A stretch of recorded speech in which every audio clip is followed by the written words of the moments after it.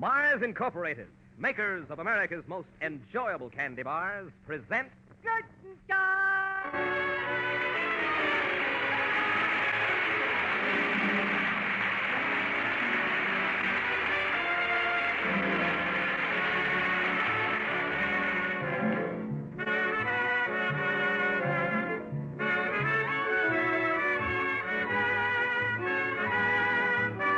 The makers of the new Coconut Ping Bar welcome you to Curtain Time. Returned vacationers still sporting coats of tan jam the lobby tonight.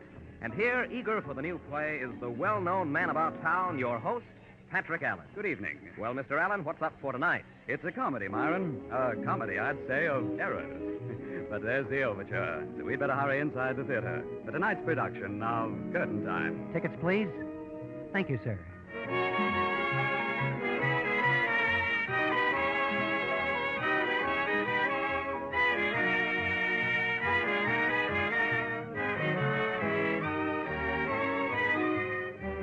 Seventh row center. Seats 7 and 8. Thank you. Well, these are fine seats, but the lights will be dimmed in a moment, so let's glance through the program. Harry Elders, supported by the Curtain Time players, is starred tonight in Courtship by Proxy by Marguerite Jacobs. Mr. Elders plays the part of Jeff Barclay, and Beverly Younger is featured as Kitty Malone. Curtain Time! There's the call for the first act of Courtship by Proxy.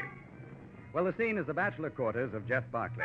At the moment, Jeff, who is rather dejected, is on the receiving end of a little pep talk which his friend Larry Allen is delivering. Oh, come on, Jeff. You always have a lot of fun at the Burton's party. Look, Larry, I just don't feel like going anyplace. I'm fed up with that sort of thing. Yeah, but you're known as the liveliest bachelor in town. Yeah, that's just the trouble. You aren't sick, are you? I'm okay. Well, don't tell me you dropped $1 million on the stock market. No, but I wish I could. Oh, now look, Jeff, you must be sick. Larry, you may as well go on to the Burtons alone and enjoy yourself. No soap, not until you tell me what's wrong. Nothing's wrong, Larry. Well, I'd sure like to know why you've changed so much. Well, excuse me while I answer the door. Okay. What?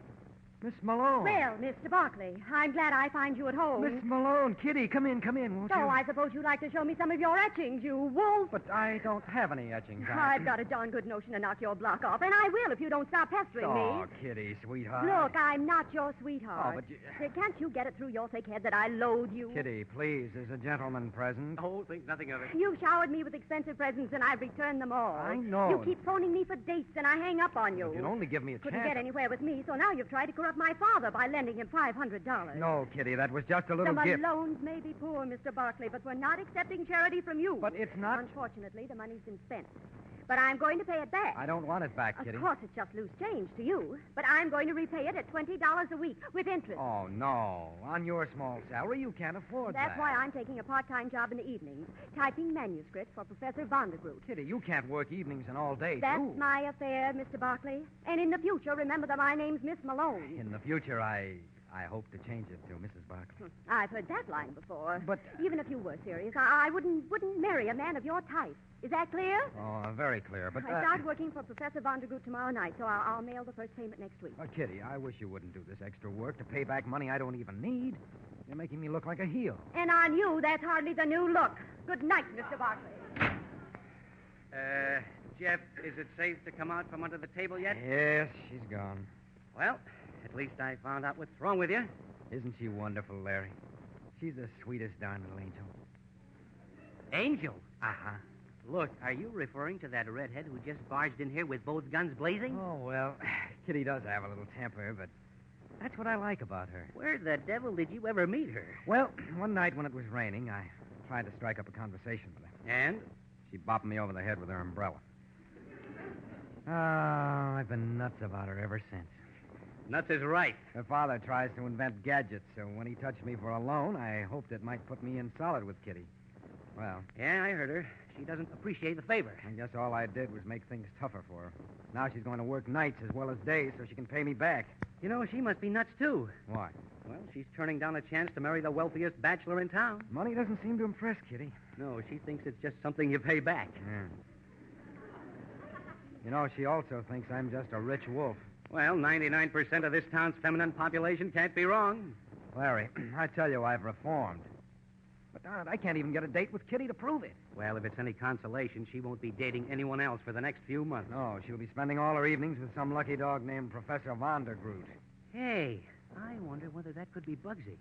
Bugsy? Yeah, the funny old duck we had for philosophy in college. Oh, well, it could be. Say, do you remember how he used to look at us over those thick glasses of his and say, Now, boys, we'll have a little less noise, please. Yeah, and I'll never forget the time you did a takeoff on the old boy at a banquet. Oh, that act was a riot. I remember. I still have the spectacles and the bushy black beard in my trunk. But what the dickens would Bugsy be doing in Fine City? Well, I read in alumni news that he'd been ill. Oh? Maybe he came here for his health and intends to dash off another textbook while he's recuperating. Well, in that case, he'd be staying at Forest Lodge. That's right, but what are you going to do? I think I'll phone and ask him to have lunch with me tomorrow. But I never knew you were that chummy with old Bugsy. I wasn't. But if I butter him up, maybe he'll put in a good word for me with Kitty. Well... You ought to believe him if he says I'm a fine, upstanding, brilliant guy. Oh, sure, but as I recall, you were anything but brilliant in philosophy. Well, just the same. Hello? Mary, this is Mr. Barkley. Do you have a Professor Vondergroot registered at the lodge? Oh, I see. But how about Miss Malone? I understand she was hired to do some typing for him. Oh, sure. You have to let her know, of course. Okay, Mary. Goodbye. I take it the professor isn't there. No, they were expecting him tomorrow, but a wire just came canceling his reservation. Gee, I bet Tilly will be disappointed to hear that. Uh-huh. She'll have to hunt up another part-time job now. Unless... Unless what? You know, I was just thinking about how I used to impersonate the professor. You said it was a good act. It was good enough to fool old Bugsy himself. You mean that? Sure, but you aren't planning to substitute yourself for him now, are you? Why not? Oh, but... Then Kitty will spend all her evenings with me. Yeah, but would that be fun? Look, Dopey. I mean, if she thinks you're some queer old coot 60 years old. Well, I can tell her what a great guy Jeff Barkley is, how much he wants to marry her. Oh, I get it. Sort of a courtship by proxy, huh? Sure. Besides... Hey, wait a minute. Now, what's the matter? Bugsy's supposed to be writing a book, isn't he? That's right. He's hiring Kitty to type the manuscript. And you, my boy, can talk like Bugsy and make up to look like him, but you could never dictate anything that even faintly resembled one of his philosophy textbooks. Well, hey, I still have several of his books here. Sure, but won't Kitty be suspicious when you start dictating from a book that's already been published? Not if I copied each chapter in my own handwriting and pretended to be dictating from notes. Oh, brother, you must be in love to copy one of Bugsy's highbrow books word for word. Look, I'd better call Mary at the lodge again and tell her to ignore that telegram canceling the professor's reservation. Okay, but you'd never get away with that if you didn't own the hotel. Mary? This is Mr. Barkley again. Look, just tear up that wire from Professor Vondergroot, and don't bother notifying Miss Malone.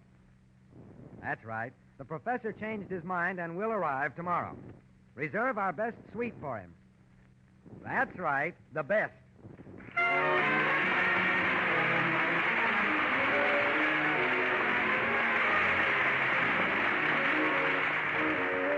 The curtain falls on the first act. Tonight's Curtain Time play, starring Harry Elders and featuring Beverly Younger. And now, Myron Wallace. Tomorrow, when you stop at your favorite candy counter and pick up a Ping bar, you will be treating yourself to the finest in coconut candy pleasure. For in the new Coconut Ping bar, you enjoy a truly rare taste blend. A sweet, dark chocolate coating, a thick layer of fresh white coconut, and a creamy, rich, soft nougat center. Together, the dark chocolate, fresh white coconut, and smooth, rich nougat make every bite of the new Coconut Ping a thrilling treat, right down to the last delightful flavor that lingers in your mouth. For a real taste thrill, try the new Coconut Ping.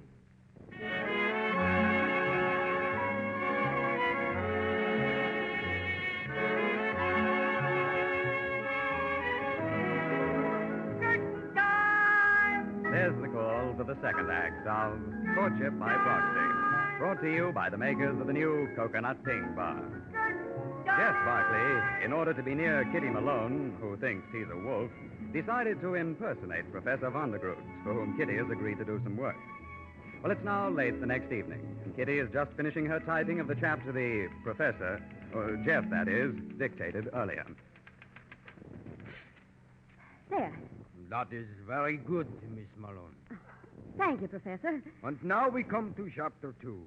Oh, but you are getting tired, Oh, Fräulein. no, Professor. Ach, ja, so hard it is for you, pounding with the typewriter. Nein, mein dull work.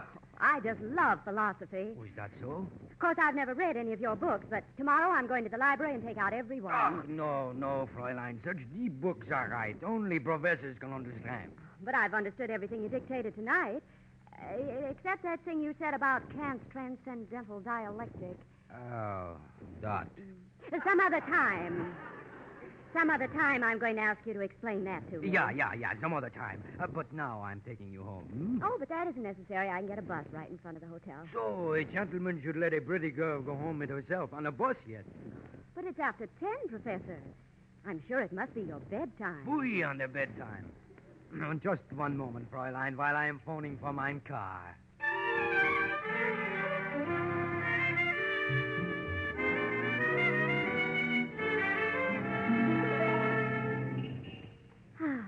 Yes, it really is a lovely night, Professor.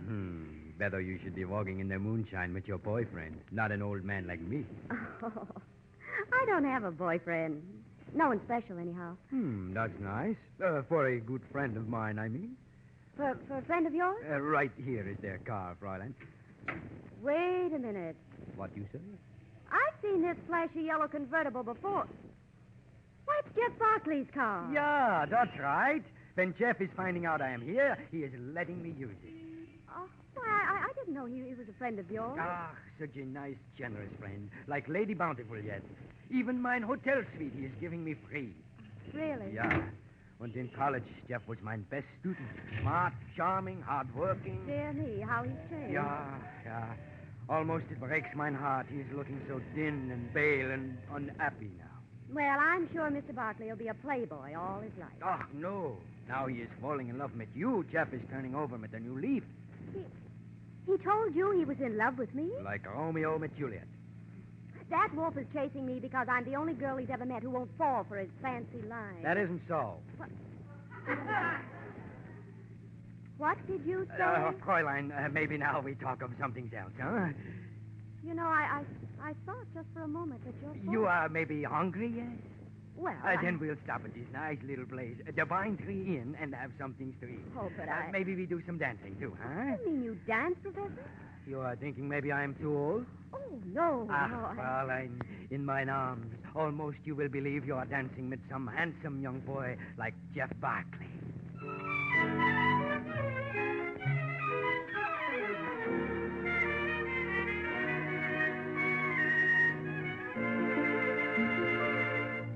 Nine, 10, 11 more pages to copy. What chapter are you on now, Jeff? 7. We finish one every night, and we've been at it a week. Well, I can't see what good it's doing you. Well, I've had a date with Kitty every night this week, haven't I? You mean Professor Vandergroot has? Well, I'm the one who has all the fun. Uh-huh. And people are beginning to gossip about the gay old dog with the bushy black beard and thick glasses. Himmel, the darn beard. And that reminds me, shouldn't you be getting back into makeup? It's almost 7. Holy cow, and I still have 11 more pages to copy. Well, I guess I'll run along. Hey, Larry, I think I'll try an experiment tonight. What kind of experiment? Well, for a week, I've been telling Kitty how wonderful I am. And she still thinks you're a wolf. And just the same, she thinks a lot of the old professor, and, well, maybe his fatherly advice has made an impression. So what? So I'll give the professor a night off and do my courting in person. It should be interesting.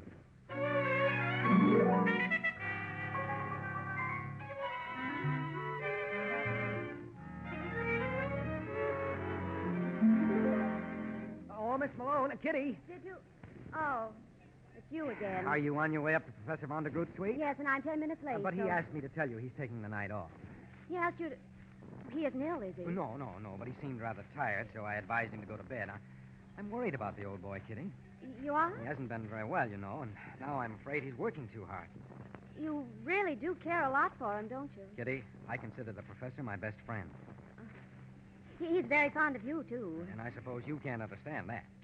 Well, I don't know you very well, of course, but I've heard so many stories. None of them are true, Kitty. Yes, that's what the professor told me. Kitty, we can't stand here in the lobby talking. No, I may as well go on home. Look, I'll drive you home. I promised the professor I would.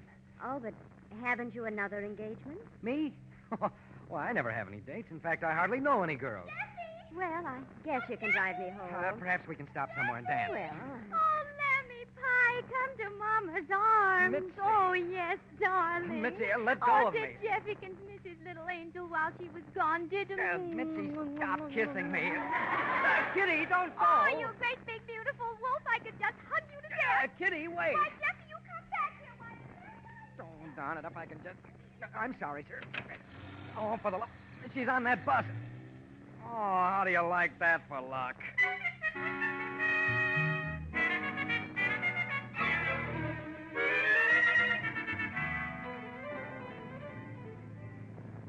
Please, Professor, let's talk about something more pleasant than Jeff Barkley. Yeah, but Kitty, I'm telling you only what happened. I saw that brazen blonde hussy throw her arms around him and kiss him. But can Jeff help it if he's so fascinating?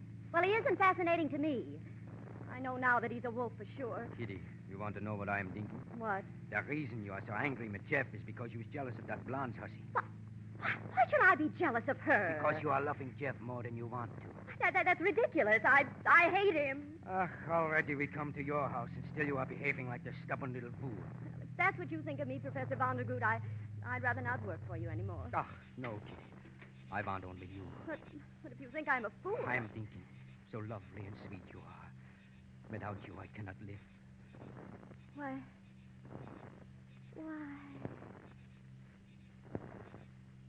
Oh... Professor... Kitty. Herman... I think you're darling. Himmel, what have I done? You must forgive me, Kitty. Forgive you for kissing me? Oh, but I liked it, darling. No, not with their beard. Oh, it's a beautiful beard. Herman, promise me you'll never shave it off. Kitty, we are forgetting Jeff. Please don't mention his name again. But he's loving you so much. Why don't you speak for yourself, John? John? Who is John? That's what Priscilla said, darling, when John Alden came courting her for Miles Standish. Kitty, it is a joke you are making of an old man almost 60. You don't kiss like 60, Herman. Boy, their little kiss, that was just in fun. Is that what you think? Mine Kitty.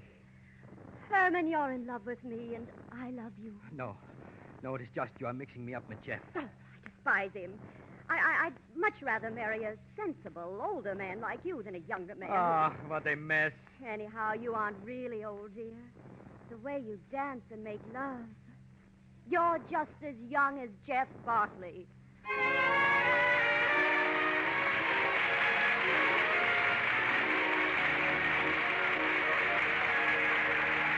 Before we bring you the third act of tonight's Curtain Time play, starring Harry Elders and featuring Beverly Younger, here is Myron Wallace. If you like coconut, may I suggest a real taste thrill?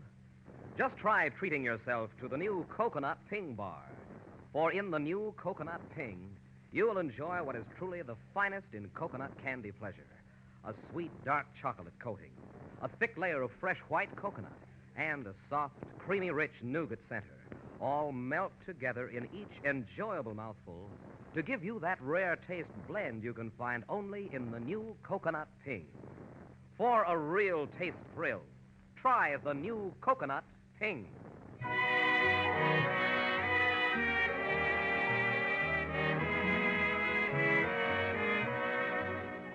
Curtain time! There's the call for the third act of Courtship by Proxy, brought to you by the makers of the new Coconut Ping Bar. Hoping to get Kitty Malone to fall in love with him, Jeff Barkley impersonated Professor Vandergroot. His plan, however, backfired because Kitty fell in love with a man she thinks is the professor. Well, it's now the next day. Jeff has just told his friend Larry of his predicament. Okay, I came here to ask your advice, and all you do is laugh. Well, you got what you wanted. You're engaged to Kitty. But she thinks she's engaged to Professor Vandergroot. Tell me, Jeff, does she really like being smooched by a face full of whiskers? She asked me never to shave it off. Well, maybe you could raise one like it. I can't go on pretending to be Professor Vandergroot for the rest of my life. No, there'd be complications, especially when you start teaching your philosophy course. And old Bugsy's sure to raise a row when he hears he's engaged to marry a Miss Malone. Not to mention Mama Vandergroot, his lawful spouse. Oh, Larry, what am I going to do? Well, you'll have to tell Kitty the truth. But she'll kill me if I do. You'll just have to risk it, Jeff. Oh, I suppose so. But you know what a temper Kitty has. Yeah, it's also been raining today. She may have her umbrella along. Well, I better get back to the hotel. It's almost 7. Would you like me to go with you, Jeff, to sort of lend moral support and sweep up the pieces? Will you, Larry? Sure. Well, Yeah, together maybe we can convince her Jeff Barkley isn't such a heel after all.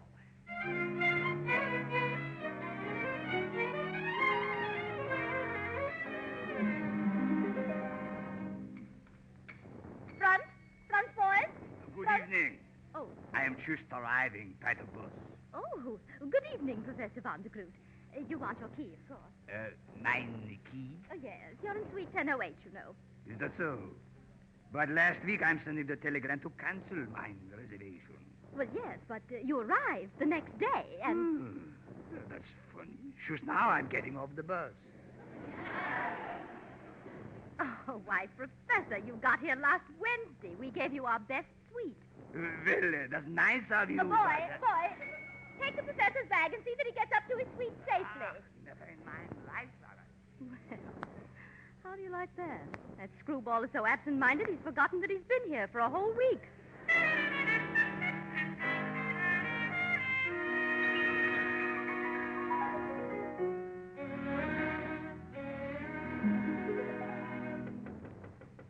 Coming. Just a minute. Good evening, Herman. What's that? I'm a bit early, but I couldn't wait to see you again. Young lady, you are in the wrong place, maybe? Oh, darling, don't joke. Don't do that. Take from my neck the arms, Fräulein. Herman, you're just teasing me. Himmel, if my wife should see me now. Your wife? But Herman, you're engaged to me. You should be ashamed yet trying to smash up my happy home. But last night you didn't say you were married. What nonsense. Never have I seen you before. Oh, Herman, how can you do this to me? Now, I'm telling you to leave before I should call the police. Never mind, I'm going, and I hope I never see you again.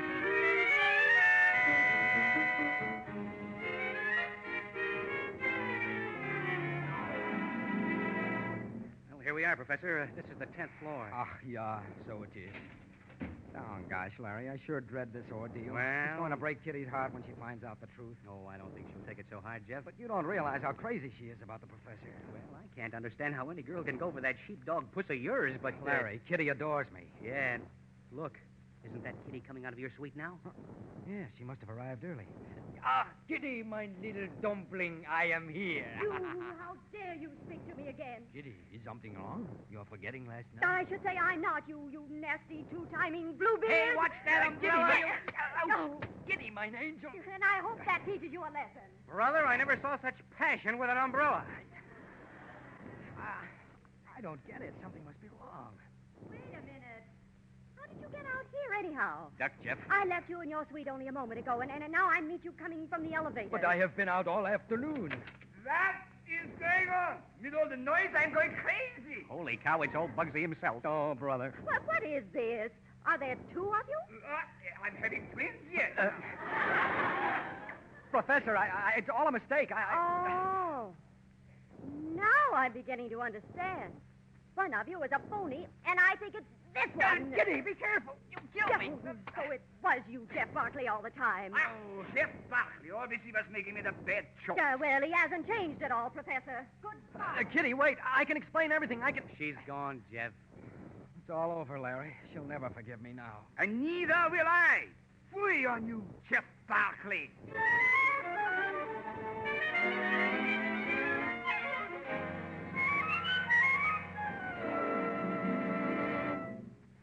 Good evening, Father.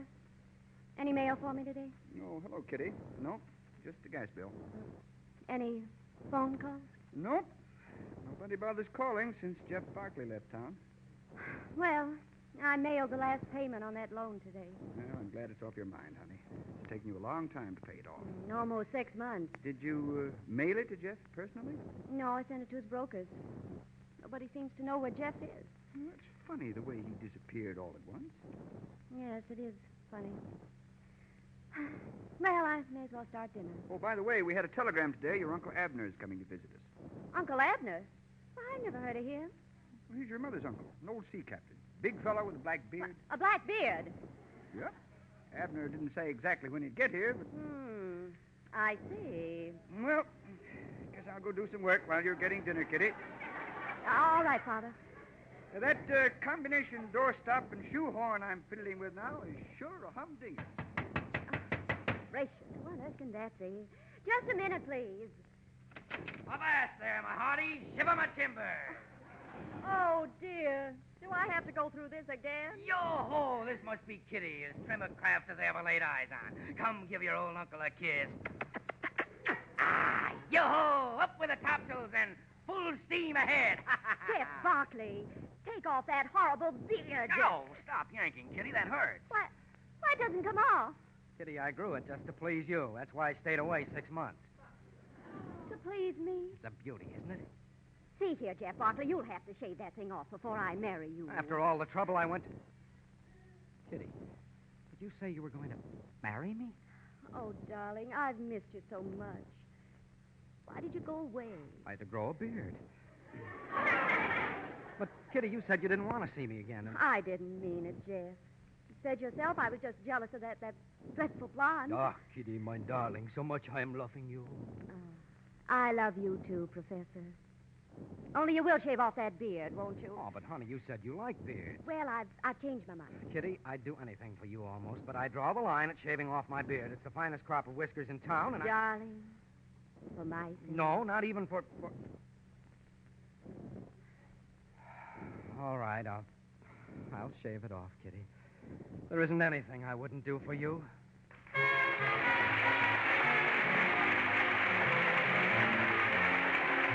The curtain falls on the last act of another Curtain Time play, brought to you by the makers of the new Coconut King Bar.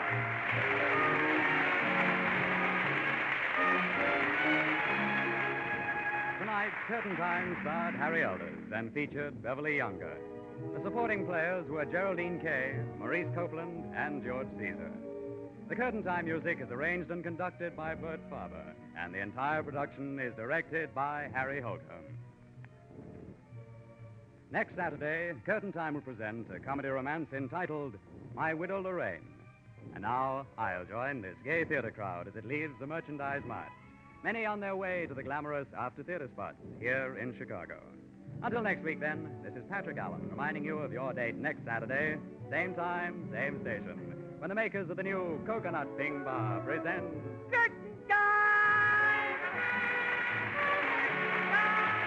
Monday night, be sure to hear Dr. I.Q. the Mental Banker. And next Saturday, be with us again for Curtain Time. Remember, for a real taste thrill, try the new Coconut King. This is NBC, the national broadcasting company.